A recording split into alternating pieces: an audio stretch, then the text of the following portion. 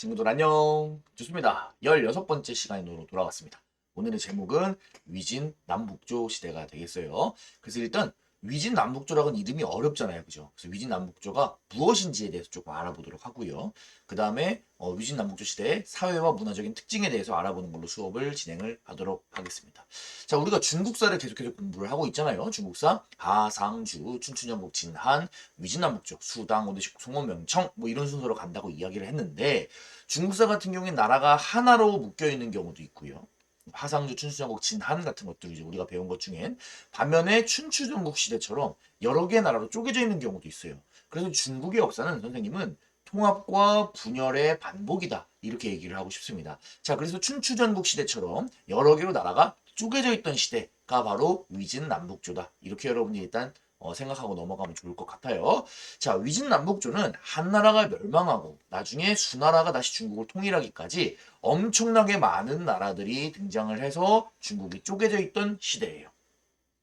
221년부터 589년까지니까 360년 정도 되는 굉장히 긴 시기죠. 자, 근데 우리가 이거를 막 나라 이름을 다 불러줄 수 없으니까 나라가 겁나게 많죠. 그래서 우리가 위진 남북조라고 우리가 줄여서 부르는 겁니다. 자, 위진남북조 시대를 이해를 하려면은 우리가 한나라의 멸망부터 이야기를 해야 좋을 것 같습니다. 자, 한나라, 한무제로 유명했던 이 한나라가 어떻게 멸망을 했느냐?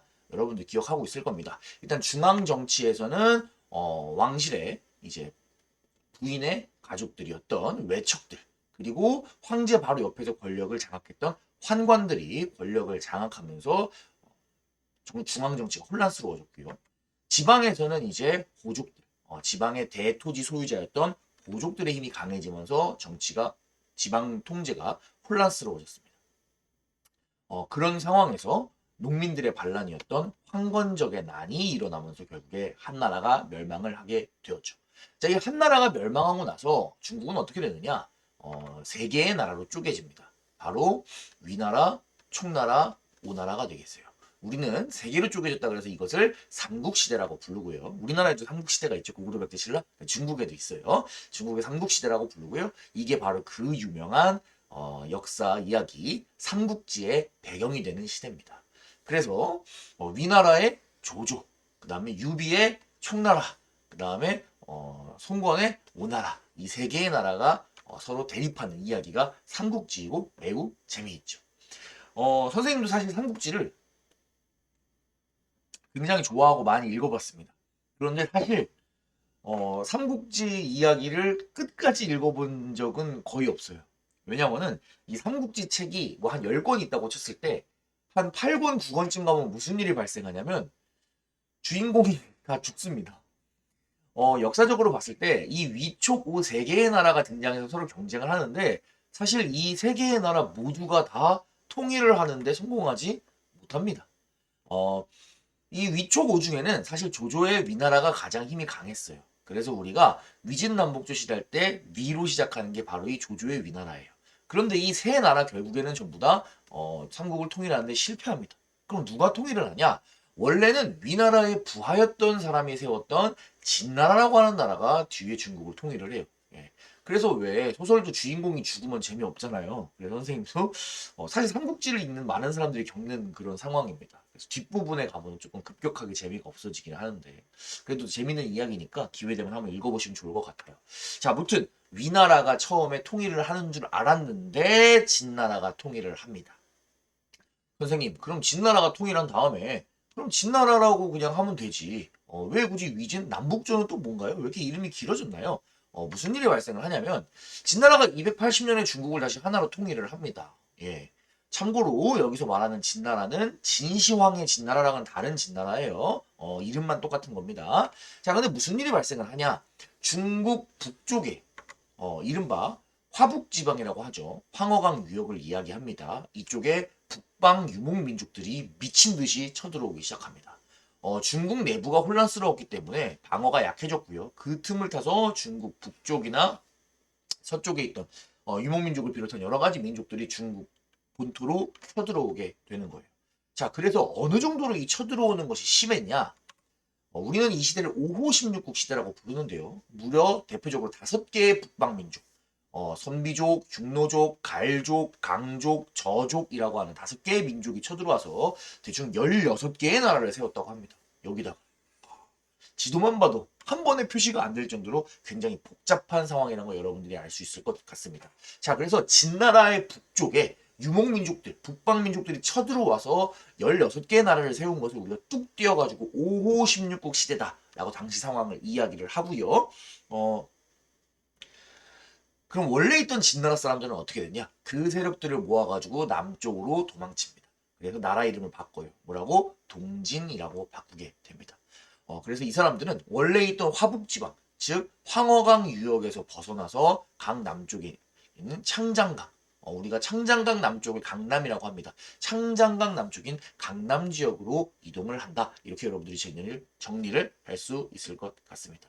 자, 그래서 무슨 일이 발생을 했냐? 자, 위진남북조 시대에 처음에 삼국시대에서 위나라가 잘 나가요. 그러다가 진나라가 잠깐 통일을 합니다. 그런데 북방민족들이 미친 듯이 쳐들어오면서 북쪽과 남쪽으로 완전히 갈리게 되는 거예요. 그래서 북쪽에는 북방 유목민족들이 여기다가 복잡하게 나라를 구성을 하고요. 남쪽에는 원래 오리지널 중국 민족인 한족들이 왕조를 구성했다. 그래서 위진 남북조다. 이렇게 여러분들이 체크를 해주시면 좋겠습니다.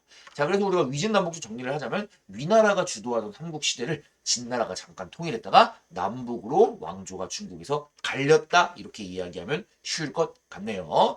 좋습니다. 그럼 위진 남북조가 무엇인지 알았으니까 그럼 위진 남북조에서 남쪽과 북쪽에서 각각 어떤 일이 있었는지 한번 알아보도록 합시다. 북쪽 이야기 먼저 하도록 하겠습니다. 자, 굉장히 많은 유목민족들이 서로 있었던 이 5호 16국 시대, 이 북쪽 화북 지역을 통일한 나라가 있었으니 바로 북위라고 부르는 나라입니다. 이 북위는 5개의 북방 유목민족 중에 어떤 민족이었냐면 선비족이 세운 나라였습니다. 그런데 이 선비족은 굉장히 독특했어요.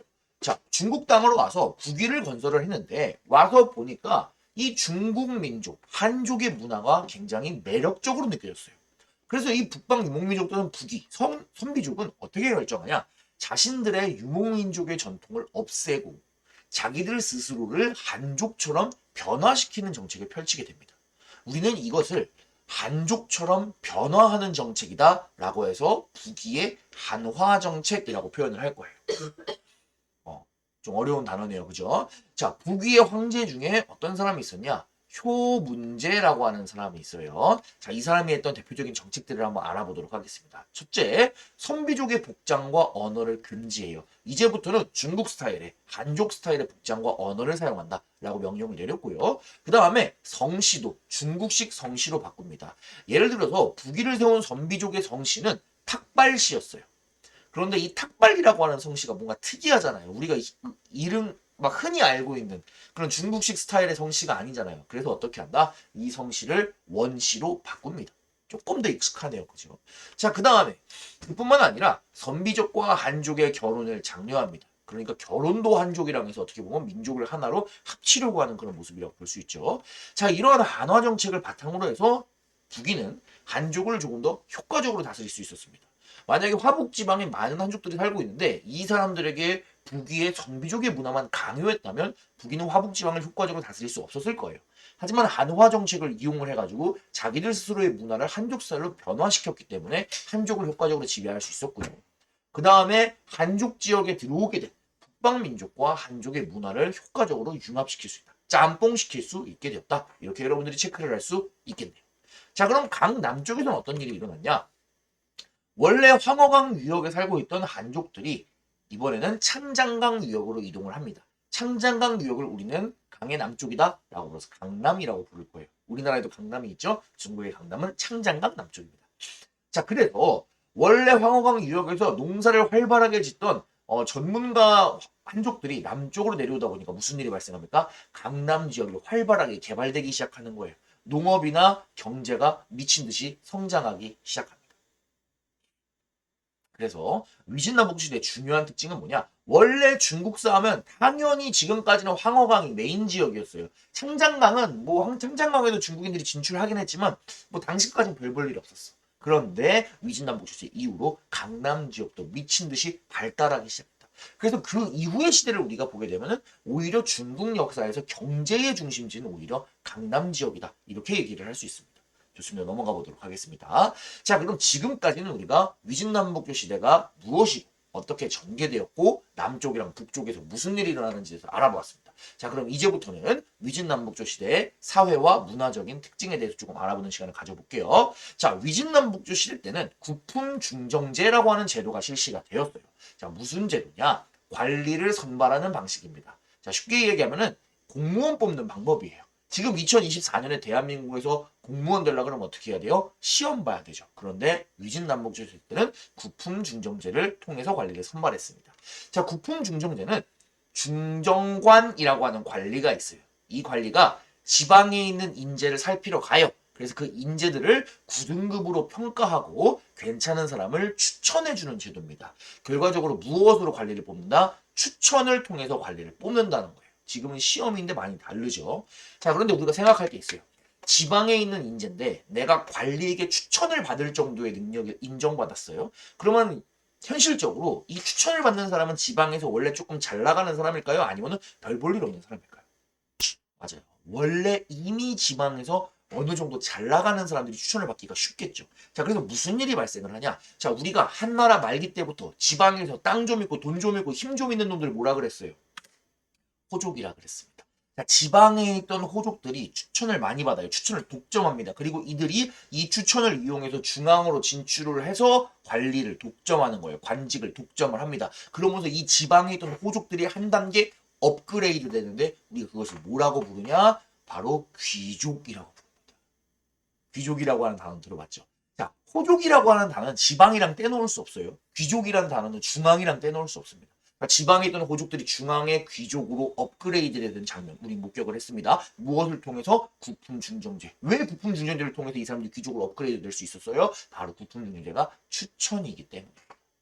좋아요. 자, 우리는 그래도 위진 남북조 시대 때부터 나타나기 시작했던 이 귀족을 독특한 말로 문벌 귀족이다. 이렇게 얘기를 할 겁니다. 자, 문벌 귀족은 뭐 하는 사람들이냐? 중앙에서 관직과 재산을 독점한 귀족들을 이야기를 하는데요. 비슷한 자기 가문들끼리 결혼을 해서 지위를 강화하고 자기들끼리 파벌을 이루었다. 이렇게 얘기를 할 수 있겠습니다. 자, 문벌 귀족이라고 하는 용어는 나중에 여러분 3학년 때 우리나라 역사에서도 고려시대 때 나오니까 지금 한번 잘 기억을 해주시기 바랍니다.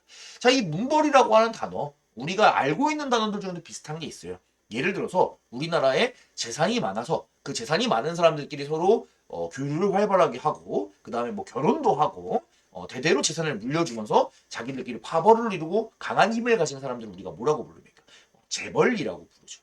자, 또 비슷한 거 예를 들어서 우리나라에 좋은 대학교를 나온 사람들이 자기들끼리 좋은 것들을 독점하고 자기들끼리 지위를 강화한다. 그런 사람들을 우리는 무엇을 가졌다고 얘기를 합니까? 학벌을 가져왔다고 얘기를 하죠. 학벌. 뭐 예를 들어 서울대, 뭐 고대, 연대, 우리나라 좋은 대학교들 있잖아요. 그런 사람들 학벌 이렇게 얘기하는데 그때 들어가는 벌자 이게 바로 문벌귀족이랑 비슷한 개념이다. 이렇게 생각하시면 좋을 것 같아요. 자, 그럼 구품중정제까지 알아봤고 이번엔 종교에 대해서 알아보겠습니다. 자, 진나라 때는 사상적으로 법과 사상이 유행을 했어요. 진시황의 법과 사상 기억나죠?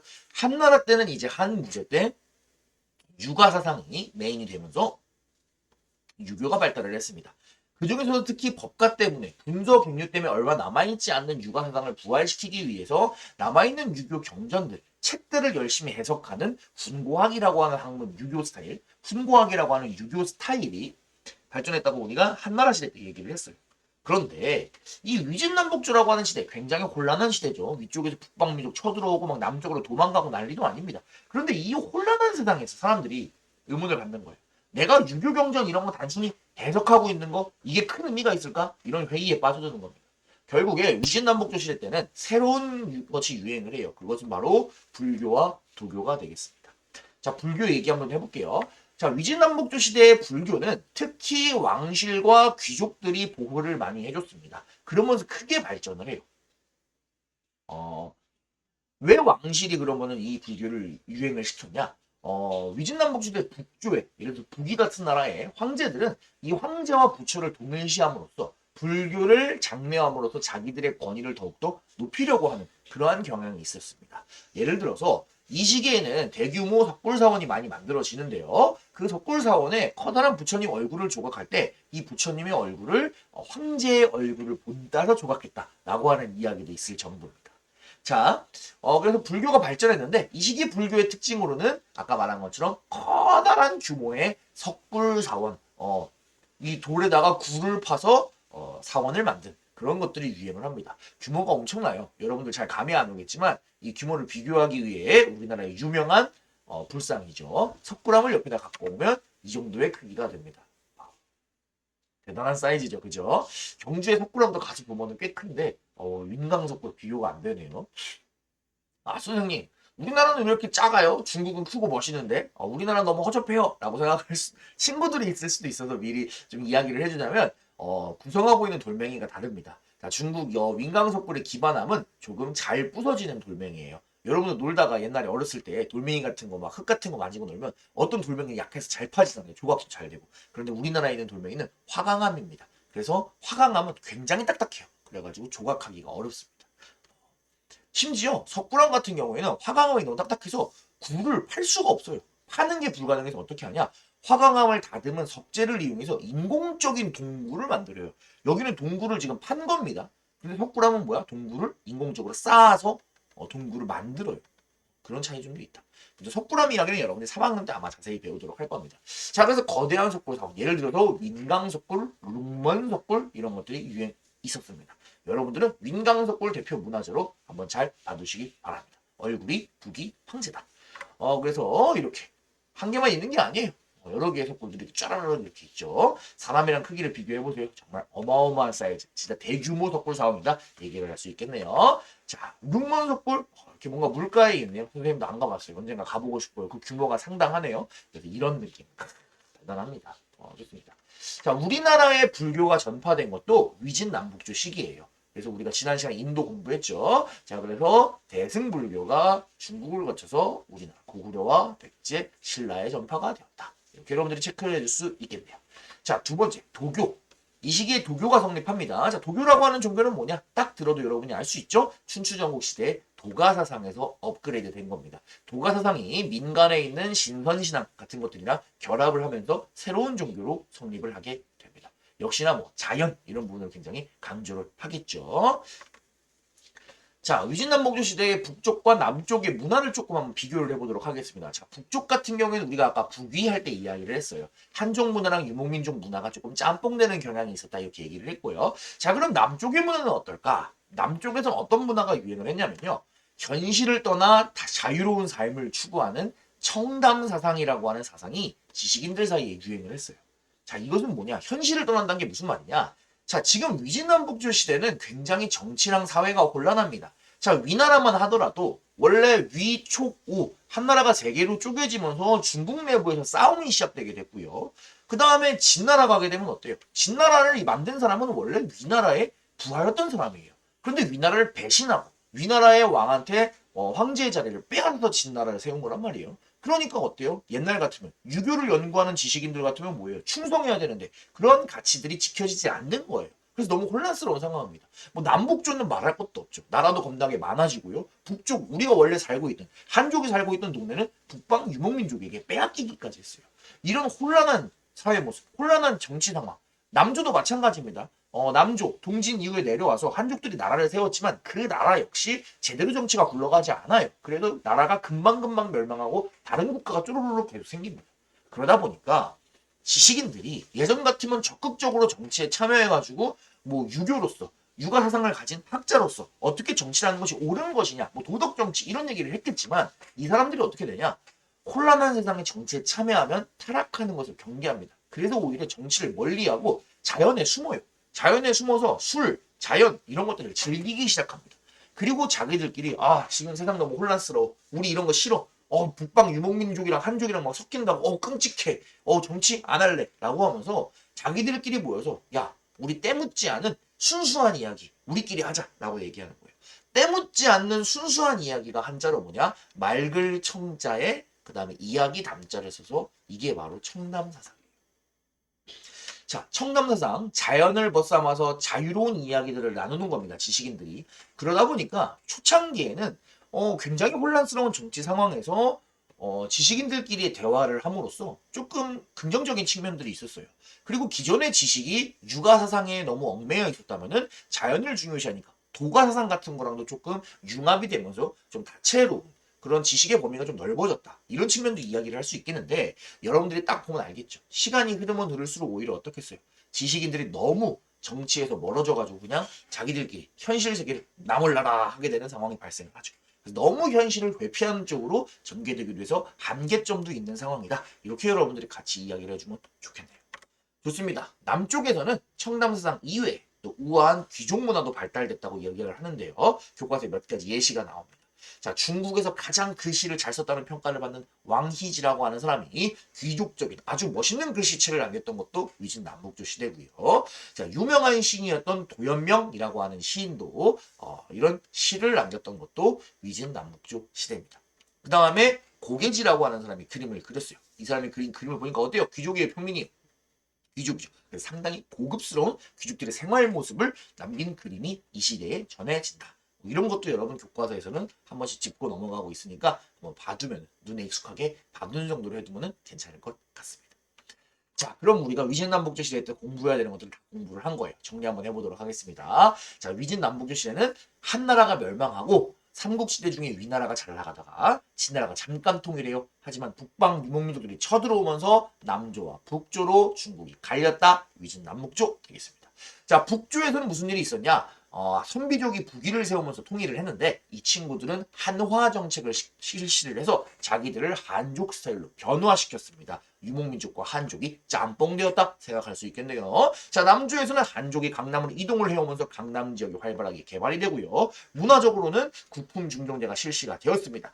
관리를 어떻게 뽑는다? 추천으로 뽑습니다. 그 과정에서 호족은 문벌귀족으로 업그레이드 되고요. 종교적으로는 불교가 유행했는데 대규모의 석굴사원 윈광석굴 얼굴이 겁나 큰 부처님 북위 황제의 얼굴이었다. 잘 기억을 해주시고요. 그 다음에 남쪽에서는 현실 세계를 떠나서 깨끗한 이야기만 하고 싶다. 청담사상이 발달했다. 뭐 이런 것들을 우리가 공부를 해보았습니다. 자, 그럼 친구들 우리 오늘 수고 많았습니다. 다음 시간에는 위진남북조를 통일한 수나라로 돌아오도록 하겠습니다. 친구들 안녕!